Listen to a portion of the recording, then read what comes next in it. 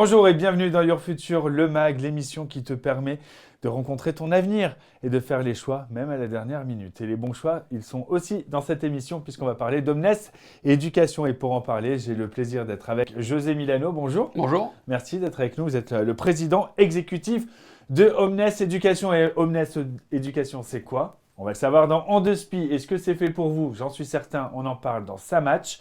Et évidemment, le mot de la fin, il est comme d'hab, il est carré. José Milano, merci d'être avec nous. Vous êtes le président exécutif de Omnes Éducation. Alors pour celles et ceux qui nous regardent et qui n'auraient pas entendu parler d'Omnes Éducation, comment vous pourriez présenter ce groupe? Alors, Omnes Éducation, c'est 40 000 élèves en France et à l'étranger. C'est 10 000 élèves apprenant en formation continue, donc c'est un groupe de taille significative. Notre particularité, c'est qu'on a 15 écoles. Donc ce sont des écoles qui font du business et management de niveau Bac+2 jusqu'au doctorat. Une école d'ingénieurs CTI, l'école centrale d'électronique, Sub de Pub, très connue sur la com, les métiers du marketing et des sciences politiques. Donc on couvre l'essentiel des grands métiers de l'enseignement supérieur. Et donc on a 1400 programmes, plus de 200 000 anciens élèves. On existe depuis 50 ans. Donc voilà, on est moins connu sous la marque Omnes Éducation qu'au travers de nos belles écoles. À travers de vos belles écoles, 1400 programmes, plus de 1400 programmes. Ça veut dire aussi des programmes qui doivent s'adapter à l'ère du temps. Et quand on pense à l'ère du temps aujourd'hui, s'il y a bien un mot qui revient dans la bouche de tous les jeunes, c'est l'intelligence artificielle. Ouais. Comment elle va bien s'intégrer dans chacun des cursus? Comment on va être préparé à travailler avec? Parce que ça devient incontournable pour l'avenir. Alors comment Omnes Éducation fait face et comment elle intègre cette intelligence artificielle au quotidien? D'abord, c'est une question très importante, mais d'abord on a des diplômes et des titres reconnus par l'État. Donc on a une qualité qui est reconnue, qui est mesurée et qui doit évidemment donner beaucoup d'assurance à nos apprenants actuels ou futurs. Deuxièmement, chaque école développe 4 piliers. De l'international, c'est très important dans le monde d'aujourd'hui, ça fait tomber les barrières. La RSE pour tous, c'est extrêmement important de façon très opérationnelle. De l'individualisation, c'est-à-dire qu'on a aujourd'hui près de 10 000 élèves qui suivent d'autres disciplines à leur demande que celles pour lesquelles ils étudient. Donc un ingénieur peut faire de la géopolitique, un spécialiste en marketing ou en finance fait de la cybersécurité. Mais surtout, il y a un quatrième pilier qui est la data.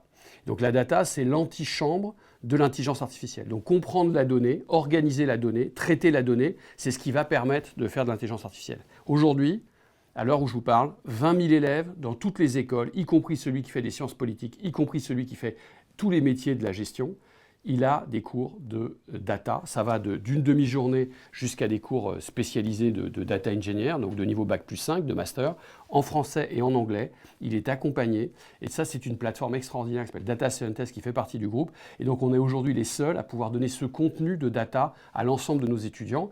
Et par ailleurs, les 4000 élèves de l'école d'ingénieurs apprennent l'intelligence artificielle. Ils pratiquent l'intelligence artificielle, ils travaillent sur des cas d'usage, à la fois sur des processus d'admission, sur de la pédagogie, évidemment sur des processus de gestion. Ils le font, ils testent des idées qu'on a à l'intérieur du groupe. Ces idées et ces use cases, c'est-à-dire ces cas pratiques d'intelligence artificielle sont implémentés dans les écoles. Je pourrais vous donner des exemples formidables. Et puis aussi, on travaille avec des entreprises qui apportent, évidemment avec l'anonymat qui convient, des cas. Et donc nos étudiants résolvent les cas, ils apprennent en résolvant les cas des entreprises, j'allais dire réelles, en France et à l'étranger. Voilà, qui donne bien envie. Tout ça pour dire que ça match. José Milano, s'il y a un sujet également qui préoccupe les plus jeunes, mais aussi tous ceux qui veulent travailler, quand aujourd'hui on cherche un emploi, on fait attention à l'empreinte RSE, l'empreinte environnementale, sociale d'une entreprise, mais c'est aussi le cas pour une école. Comment se place le groupe Omnes Éducation en termes de RSE?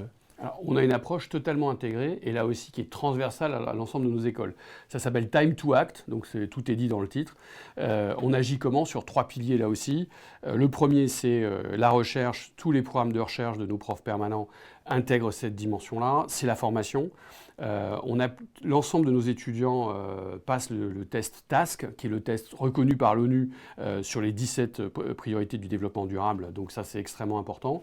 Et ensuite, il y a des projets. On a plusieurs milliers d'étudiants qui concrètement suivent dans le cadre de leurs études des projets avec une association qui est très connue, qui est la première entreprise d'économie sociale et solidaire en France, le groupe SOS. Et donc, ils ont des projets qui leur tiennent à cœur parce qu'on considère que la RSE, c'est de la théorie, mais qu'on doit opérationnaliser, qu'on doit pratiquer, et c'est ce qui va faire que ces étudiants, une fois sur le marché du travail, auront un avantage par rapport à ceux qui ont parfois eu des cours un peu théoriques. Premier pilier, deux autres piliers néanmoins très très importants également. Bien sûr, l'ensemble de la communauté doit vivre la RSE appliquée, si je puis dire. Donc on a des accords, on suit aujourd'hui l'égalité, la diversité, le handicap sont des sujets qu'on suit avec des indicateurs de façon à mesurer les progrès que l'on fait dans ces différentes dimensions. C'est un engagement vis-à-vis de la communauté qui est la nôtre. Donc ça, c'est extrêmement important. Et puis le dernier sujet, c'est de vivre dans un environnement RSE, de pratiquer par nous-mêmes nos enseignements. Donc on mesure notre empreinte carbone. On a pour objectif de baisser de 2% l'empreinte carbone chaque année. On essaie d'aller au-delà. Et surtout, on aura dès 2026 le premier bâtiment en France et probablement en Europe entièrement économie circulaire. Donc c'est du béton concassé, récupéré avec des planches en bois. C'est Saint-Gobain qui le fait. C'est à Marseille. C'est un bâtiment de 7000 m2 magnifique avec une vue sur la mer. Et donc ça va donner à nos étudiants non seulement le contenu, mais également un environnement qui est entièrement RSE. Évidemment, on peut imaginer énormément d'initiatives pédagogiques autour de ce bâtiment et puis évidemment en collaboration avec nos autres bâtiments en France. Donc si je résume, la RSE, premier pilier, elle est bien inscrite dans les démarches d'éducation. Absolument. Auprès de vos collaborateurs et du personnel, et en plus jusque dans les bâtiments. Exactement, c'est totalement systémique. Tout est dit, c'est carré. Je le disais, on en parle dans ces carrés parce qu'effectivement, si c'est un bagage supplémentaire pour trouver un emploi, ça garantit un peu plus d'employabilité. C'est vrai que c'est une source parfois de stress. On se dit, on va suivre cette formation, ok, on va être diplômé, mais est-ce qu'il y aura une place pour nous? Chez Omnes Éducation, il y a véritablement un accompagnement qui est mis en place sur l'insertion professionnelle de vos diplômés. Tout est à base de personnalisation. C'est-à-dire, on voit bien qu'aujourd'hui, notre métier, comme d'autres métiers, le sujet, c'est de personnaliser l'approche, c'est-à-dire de répondre soit par les modules, soit par les cursus, soit par les projets, au projet professionnel qui est celui de l'étudiant. Sur toutes nos écoles, on dit, la timeline, c'est de dire, ou la baseline, c'est de dire, construisons vos réussites. Donc ça, c'est extrêmement important. Et donc, ça passe par un accompagnement depuis la recherche de l'alternance avec 5 modules qui permettent de façon individualisée d'aider le jeune à tous les niveaux de trouver son alternance. C'est évidemment de l'accompagnement pendant les études avec du coaching avec de l'intelligence artificielle par exemple, c'est-à-dire qu'au fur et à mesure que les étudiants développent des compétences nouvelles, ils ont mis à jour l'ensemble des métiers auxquels ils peuvent prétendre. Et puis demain, on va évidemment le coupler avec des offres d'entreprise. Donc tout ça est très intégré. Et donc ça, c'est des choses qu'on pratique déjà. Donc depuis le premier contact chez nous jusqu'à l'insertion professionnelle, il y a toujours le souci que les étudiants aient un support pour construire leur projet de façon à ce qu'ils construisent eux-mêmes une visibilité de leur employabilité. Et puis évidemment, la force du groupe, c'est qu'on a 215 000 alumni. Partout dans le monde. Et donc, évidemment, ça facilite aussi les choses. On travaille avec 15 000 entreprises.